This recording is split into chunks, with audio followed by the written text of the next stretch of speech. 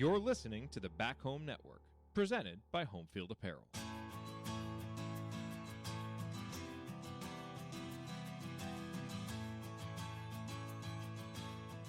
Right up Meridian, baby. All right, folks, welcome back to the Right Up Meridian podcast. Scott here with you. I'm not going to do the sound, but definitely time for an emergency podcast as the Pacers are getting Pascal Siakam. Oh, this is fun. I actually was going to do a podcast this afternoon. I do want to give some thoughts on the Diamond Sports being purchased by Amazon deals. I think that has a lot of effect on Pacers fans and want to dig into that to help you guys get some context on that. But the Siakam trade is definitely news one, so we'll talk about this. Not going to go through all of the pieces. If you've listening to this podcast, I'm sure you've already read about the deal, so you know who's going where. But let's talk about, whether we think the Pacers got a good deal, how he fits in, how this helps the team. Hopefully we'll have a little more podcast maybe later on this week. Get Tony on, talk to him about it. Today it's just me flying solo. So first off, let's talk about what the Pacers gave up. So they gave up Bruce Brown. They gave up 3 first-rounders, and they gave up Jordan Nwora. I give my brother-in-law, Joe, credit on this, kind of opening my mind to the idea of, I knew Bruce Brown was on a 2-year deal. I knew the second year was a team option. But the idea of kind of thinking of him as kind of an expiring contract, we're joking around, like if you put Bruce and not Haliburton. If you put Bruce and Buddy Hield together, you have a $40 million deal. And it's like you could go trade for anybody with that. And I was like, wow, I hadn't thought of Bruce as expiring, but he is. It's like the best expiring because he's expiring, but you also as a team, you retain his rights. So credit to Joe, my brother-in-law, for coming up with that. And Bruce becomes kind of the linchpin of this trade. And then, on the surface, like, man, 3 first-round picks. Like, that's a lot. Initially, your first thought is, like, that's a lot of first-round picks. I actually don't think it's that much. And here's my way of looking at it, is that you have this year's first-round pick, which, you now have Siakam, so it's going to be a lower pick, probably somewhere in the 20s. So, yeah, it's something. The second pick is an Oklahoma City pick that has to change hands, I think, like 4 times, but right now is projected to be it's the worst of all of the Oklahoma City first round picks this year, is my understanding. And I think they have like 3 of them. And I think right now the way it's projected is like 27 or 28th pick in the first round. So it's almost like 3 picks away from being a second round pick, which, just the nomenclature of like first round versus second round is a big difference. But all that said, like, it's not going to be a top 5 pick. It's going to be a bottom of the end of the first round pick. So I don't think it's that worth that much. And then in 2026, the Pacers are giving up their first round pick. In 2026, you're going to have this team should be running on all full cylinders. You should have Tyrese Haliburton. You hopefully have a re-signed Pascal Siakam. You have some other pieces. This team should be good. And you get a Pelicans pick where I don't know where the Pelicans are going to be. They have a history of not being good, even with first-round picks. I know they have Zion. There's been chatter of maybe him leaving. Dude, that's 4 years away, or I guess 2.5 years away.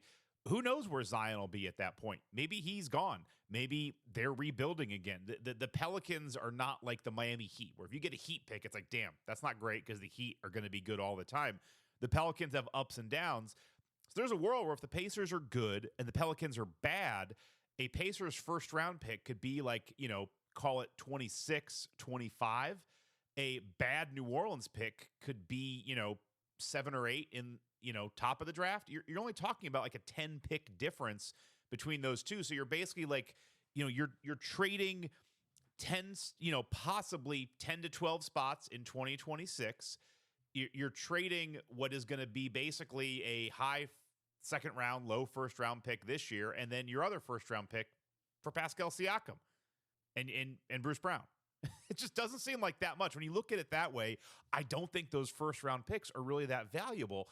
The other thing to look at is, the Pacers don't need to have, going into this year, they had the 2 first round picks. They also have their second round pick. So that's, as math tells me, that's 3. But if you look at this team, 2 years ago, they had this deal where I think they had like 3 second round picks. And they basically had to, like, they went to draft night knowing they had to dump a couple picks because you just can't sign 4 dudes on draft night, or you don't need 4 rookies on your team. This is a team that is also coached by Rick Carlisle, as we know, who doesn't play rookies a lot. So you're not going to get 5 rookies and just suddenly, throw out like the Fab 5 all rookie lineup. But you look at, who's under contract for next year. So Miles Turner is 1. We're just going to count it out. TJ McConnell is 2. Mathurin is 3. Toppin's not. Jarris Walker is 4. Haliburton is 5. Neesmith is 6. Jalen Smith has a player option. So we'll say no, but that's really not maybe fair. Isaiah Jackson is under contract, so that's 7. Shepard, that's 8. Nemhart is 9. So you have 6. Yeah, you have 9 players under contract. You also have Pascal Siakam, who's not on the contract chart right now. So Siakam's 10. So you have 10 players. Jalen Smith is a player option. So if he picks that up, that's 11 people. You already have 11 people on your team that are under contract. If you decide to re-sign Toppin or Hield, you're at 12. You don't need 3 more rookies. Now, and you're already you still have your second round pick. So you're kind of in a spot where you don't need 3 or 4 picks in a draft anyway with how many guys you have under contract for next season. So as I look at it, I think they gave up not much to get Pascal Siakam. You're already hearing reports from Woj that Siakam is really interested in re-signing with the Pacers, which kind of tells me, obviously we don't know this, but it kind of tells me he probably already has a deal in place, or has a deal he's very comfortable with already in place, or this is where he'd like to re-sign. These kind of things don't happen. Now, he could not re-sign. We don't know. But, when the few times you've had free agents just get traded and not re-sign, it's guys like Kawhi who's just like, I'm not re-signing. Like, you knew Kawhi was a one and done. You knew he was going to be a rental. You don't normally get these reports of, I'm really excited to talk to the Pacers about a contract. Normally, that's code for we don't want to get caught for tampering, but we have a contract in place. We're just going to hide it in a safe, and we'll sign it when we're, contractually allowed to, based by the NBA. So I think for what the Pacers gave up, I think it's awesome. I also think, reading the tea leaves, this does feel... It does feel like a win now move, or at least we're ready to start taking this seriously. I think that if the Haliburton injury was really serious, I know it was a grade 1, but if it was like a really serious grade 1, kind of almost a grade 2 type hamstring, I'm not sure the Pacers make this move, because if you're like maybe if you're thinking Haliburton could be out, I don't know, 3 to 4 more weeks, then we do it slow. By that time they could be on the fringe of the play-in. Do you really want to make this move with all of this collateral, with a possibility that, even though we kind of have a wink and a nod, Siakam could easily leave at the end of this year if he gets some crazy offer somewhere else. So this tells me that they're not as concerned about the Haliburton injury. Also, the fact that Haliburton's traveling with the team. He's on the West Coast trip. Now, I have read that, this does help the training staff, because the full training staff could be with the team. You don't have to hold somebody back. But, if this was if this injury was going to take weeks, if they were looking at like a month or a month and a half out, I don't think you want Haliburton getting on 12 or 13 different flights, going in hotels, walking around. It makes me feel like the injury is probably what we're leading to believe, that it's going to be, 1 or 2 weeks. And so I'm encouraged by all of that. And then just the idea of, adding Siakam to this team and having a starting lineup of, Haliburton, Hield, Siakam, Obi Toppin, and Turner, or it's really, really interesting. It's going to help the defense that has gotten, better the last couple of weeks. It is, getting better.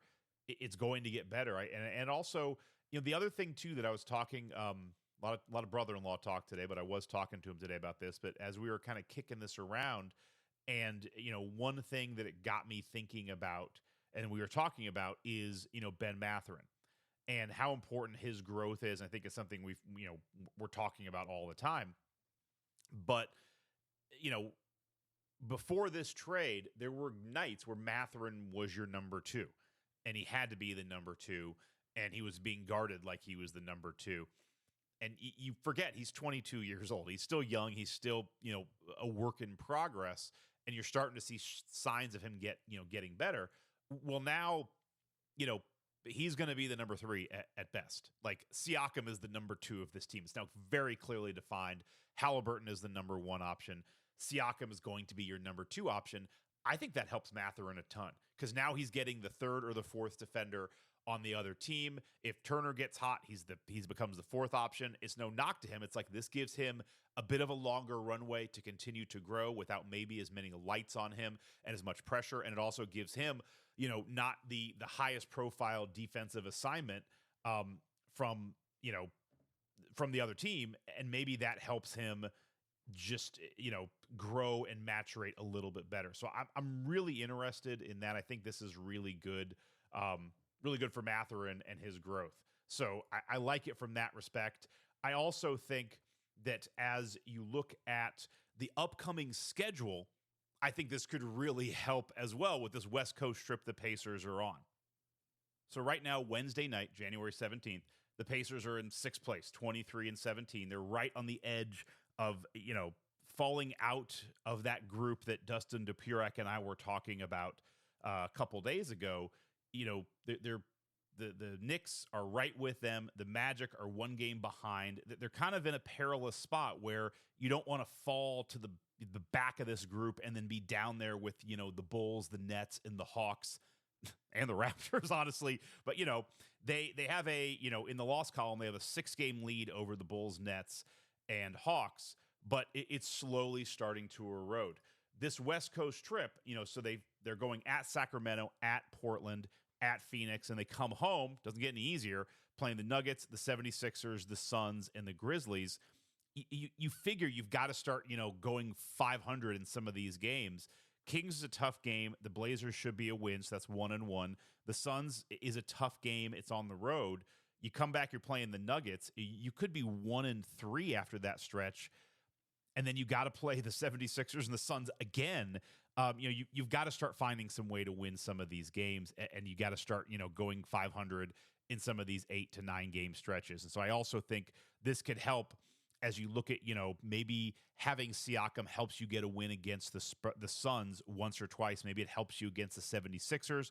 Maybe it helps you against the Nuggets, who are still coming up, because you can't afford to go, lose 4 or 5 of the next 6 or 7 and fall down out of that lead pack and kind of be in the bottom of the play-in picture. So I also think now was the time to make this move, and maybe Siakam can help kind of, bridge the gap over the next 2 to 3 weeks before you have Haliburton fully ready and able to go. So we'll dig more into it over the next couple days and weeks. It's going to be fascinating to see him play. So we have a day off. He's getting his physical in Indy.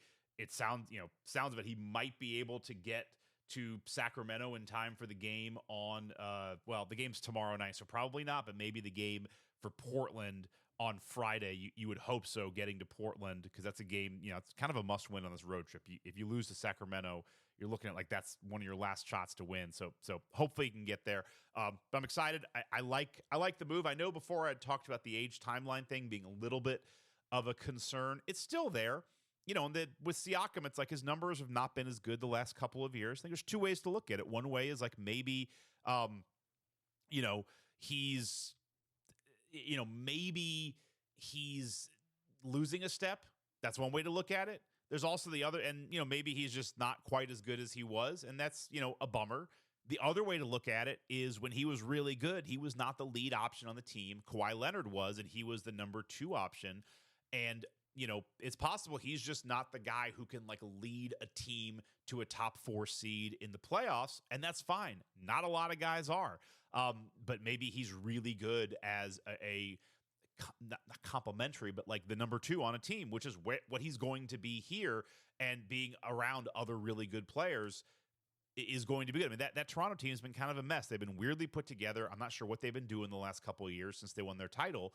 And, just asking like, well, his numbers went down. It's like, well, he was being asked to do a lot, and he was maybe not ready to be the guy that everyone's focusing on when the Raptors are coming to town. So I think that's another way to look at it too. He's also only 29, so he's not even at his prime yet. So there could be another level, and he's definitely shown in his career an ability to get better season over season. Another way to look at it too is that if let's say you sign him to sounds like a 4-year deal. You sign him to a 4-year deal. Let's just take the, devil's advocate, worst case, it doesn't work out, which is a bummer.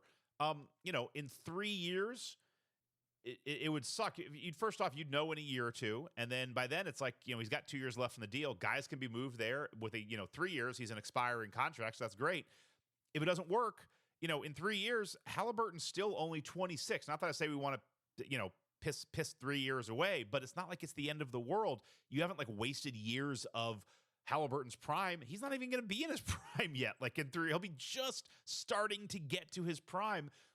That's what's awesome with how freaking young Tyrese Haliburton is and how good he is that, if this works, when Haliburton's in his apex prime, Siakam will not be, but this kind of gives you a little bit of insurance that it's even if it's working, 80% of the way and you want to try something else, the end of Siakam's contract will be the beginning of Haliburton's prime. And I think that when I look at it that way, I think things line up well there. So a lot of different angles to look at this Siakam trade.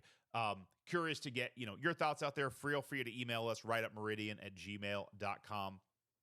The other thing that I did want to hit that kind of was thrown out this morning, if you didn't see, it's been reported in a lot of different places, but that Diamond Sports, which is the owner of Bally Sports, which if you're a Pacers fan, you know what Bally Sports is. It's that red, god-awful app that you have to watch the games on.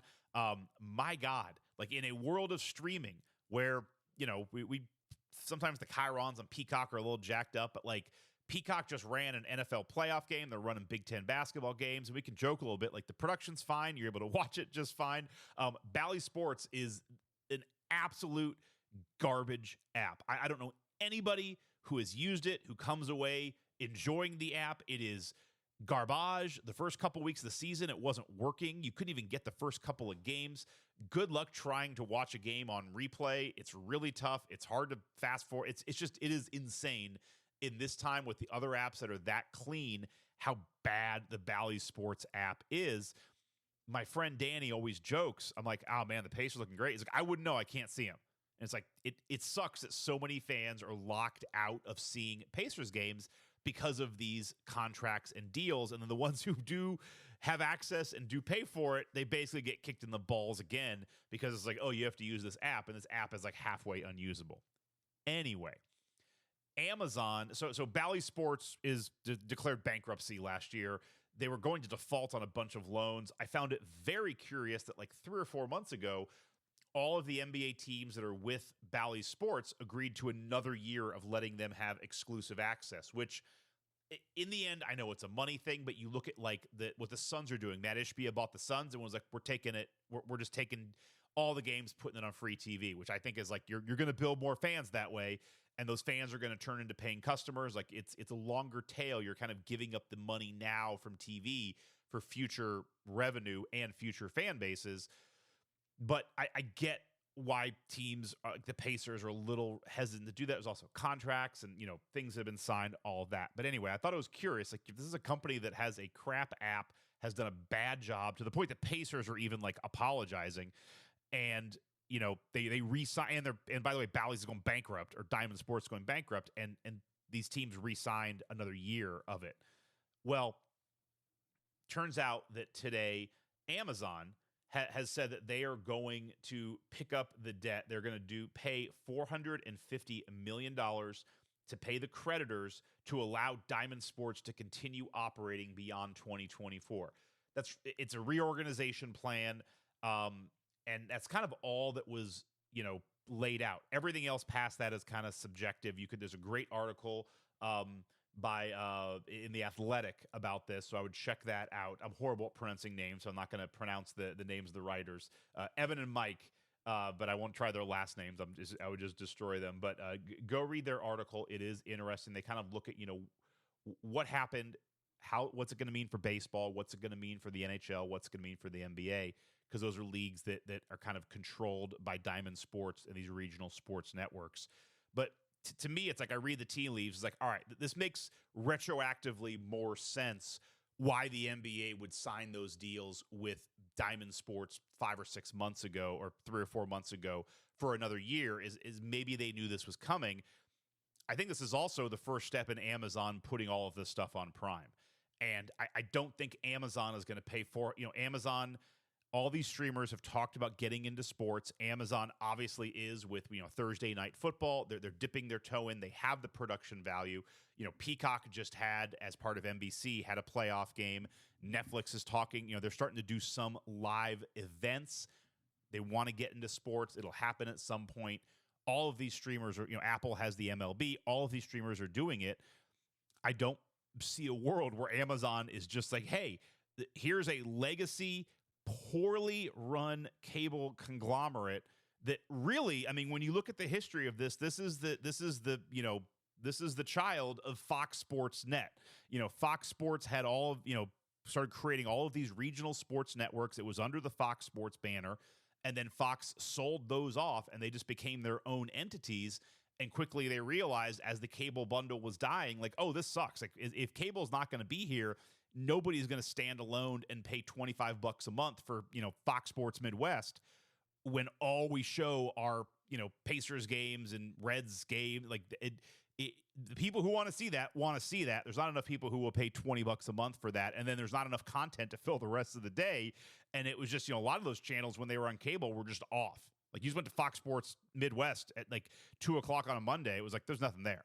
Or just be replays. Or, they didn't put studio. They had no production, no value of putting things together. So these were legacy. So that turned into Diamond Sports, which then turned it into Bally's Sports as they tried to get the, I guess the gambling angle. But these are legacy, badly run sports networks that are all bankrupt and don't have a path to profitability. It's not like you're buying, CBS or ABC or something. This is really the dread. This is the dying branches of the cable bundle, and they're not coming back. I don't see a world where Amazon is going to pay $450 million to cover their debt. And I know Amazon's got a lot of money. This is nothing to them. They also didn't get a lot of money just by paying debts of, shitty companies and helping them out and just doing them a solid and then not asking for anything in return. Especially when Amazon has a online video platform that they are trying to monetize. Amazon that also just changed up their pricing structure. So Prime Video is like, they're trying to get people onto this ad tier. They're kind of doing it in an interesting way. Everyone who has Prime Video is just on the ad tier. If you want the non-ad tier, it's like an extra $2 to $3 a month. The hidden note here, just side note, is for all of these companies like Netflix has come out. If you look at some of the Netflix reports in the last couple of quarters, their last filings, they make more per customer if you're on the ad tier. So you might think like, oh, well, it costs, $20 a month to be Netflix with no ads, and it's like $6 a month to be on Netflix with ads. It's actually better for Netflix if you're paying $6 and you're getting ads. So Amazon is doing it kind of a reverse way where they're funneling all, like, I'm a Prime subscriber. I have been for years. I get Prime Video as part of that. And, I got a note just saying, hey, moving forward, we're going to start showing ads. If you don't want ads, you can pay $4 a month. And I'm like, I'm not going to pay $4 extra bucks. And so now I'm a Prime subscriber that gets ads. I'm the most profitable, that's what Amazon wants out of me. For Netflix, I was paying for whatever, the streaming plus the discs and then just the streaming. And then when it's like they offered a tier that was cheaper, I'm like, $17 a month or whatever. Like, I don't want ads during my Netflix. And so I didn't go there. So I think it's interesting that, Amazon, the way that they've approached this, they're getting the customers into the tier that actually makes them the most money. Anyway, all of that said, Amazon is in this business. They know what they're doing. They're not going to just create this and pay Bally Sports $450 million to not get their hand in it. And they've been wanting to get into the game. They've been talked about being a suitor for buying the in-season tournament from the NBA, for buying the NBA rights that are coming up. And so I think this is the first step into Amazon getting the rights. And it's kind of a workaround where it's like, hey, instead of just going through the huge negotiation to buy NBA rights, we can get basically, I think it's like 21 teams or 22 teams. We could just get that and the NHL and Major League Baseball for $450 million, and we don't have to negotiate with anybody when it comes up to the when the NBA rights come up in a year. They have to negotiate with Turner. They got to negotiate with Apple, Netflix. All the other suitors are going to be there. This is one where it's like, hey, we're just buying the debt. And then buy the debt. We kind of backdoor our way into now we're an NBA partner. And so I think, probably not by the end of this year, but I think next year I'm calling it here. I think you will see all of everything Bally Sports that, all the Pacers games that are on Bally Sports now, I think those are going to be on Amazon Prime. And I think that's a huge win, just a huge win for the Indiana Pacer fans and everything. So read up on that. It's something that with the Siakam thing happening today, it's kind of gotten buried, but I think long-term might have more importance than even the Siakam trade, as wild as that sounds. So with that, we're gonna stop here. I want to thank everybody for listening. Again, if you have any questions, send them in at the writeupmeridian@gmail.com. And want to thank you all for listening as always. And again, this is Scott for the Write Up Meridian podcast, signing off.